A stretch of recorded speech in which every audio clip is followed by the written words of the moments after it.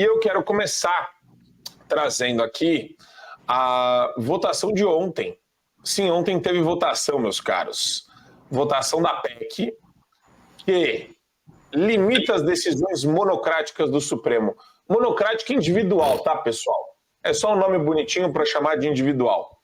Saiba como votou cada senador. Aqui na matéria da Revista Oeste, a PEC contou com o aval de 52 senadores. Na noite dessa quinta-feira, essa PEC foi aprovada em 2 turnos e ela limita as decisões individuais dos ministros do Supremo Tribunal Federal. Agora segue o texto para a Câmara dos Deputados. 18 senadores votaram não. Nós temos aqui algumas referências dos que votaram sim. Então a gente tem, só para ler algumas referências para vocês, tá? O site está meio confuso aqui, mas eu vou ler para vocês alguns. Você tem senadores do União Brasil, você tem senadores que inclusive fazem parte da base governista, que votaram pelo sim. Mas eu não vou entrar muito no mérito do sim e do não, tá? A minha provocação para você, Adriele Jorge, é mais a seguinte. Isso daí representa um pedacinho pequeno do supremo poder dos supremacistas ministros do Supremo Tribunal Federal. O que eu quero dizer com isso? Agora o ministro Alexandre de Moraes não pode mais decretar busca e apreensão de acordo com seus interesses mais nefastos e sombrios. Mas o Supremo ainda pode abusar muito, mesmo com o colegiado funcionando no vapor, bebê. Isso aí. Deixa eu te falar, isso é enxugar gelo. Isso é um eufemismo para dizer que o Senado está fazendo alguma coisa. Isso tem muito mais cheiro de algo eleitoreiro, que o Pacheco está sabendo que está sem voto, que está sem apoio, que está abandonado pelo povo mineiro. Eu desgraçadamente votei nesse sujeito, mas votei contra a Dilma Rousseff, para evitar um mal maior. Talvez fosse até um mal menor a Dilma no Senado, porque ela é tão inapta, tão inepta, tão ruim de serviço, que ela não poderia sequer se colocar como presidente do Senado, como Pacheco, para travar todas as pautas. Por que é? Qual que é a principal medida? Você não pode estabelecer uma decisão monocrática. O que é isso? É um ministro que não pode, um ministro juiz, não pode, de uma canetada, suspender ou revogar ou prender alguém, fazer alguma coisa de ordem pessoal e subjetiva.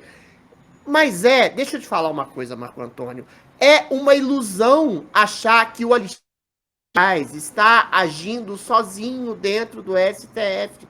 Ele conta com um apoio omisso, subserviente e silente da maioria dos seus pares. Ninguém faria os abusos continuados, absolutamente crônicos e reiterados, sem a anuência da maioria, no mínimo, dos ministros. Entendeu? Para não dizer a totalidade. Até o Mendonça não referendou a soltura do homem que morreu na Papuda.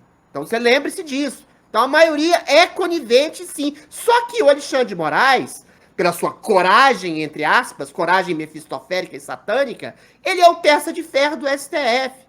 Então ele está ou por mandato, ou proibir decisão monocrática, reverter para a Câmara dos Deputados. Isso é absolutamente uma medida completamente inócua para inglês ver, aliás, para o eleitorado mineiro ver, porque ele parece que candidato, o Pacheco, a governador do estado de Minas. Então, medida absolutamente incisiva, objetiva, que pode funcionar para limitar realmente os poderes, aliás, limitar os abusos do STF, são duas.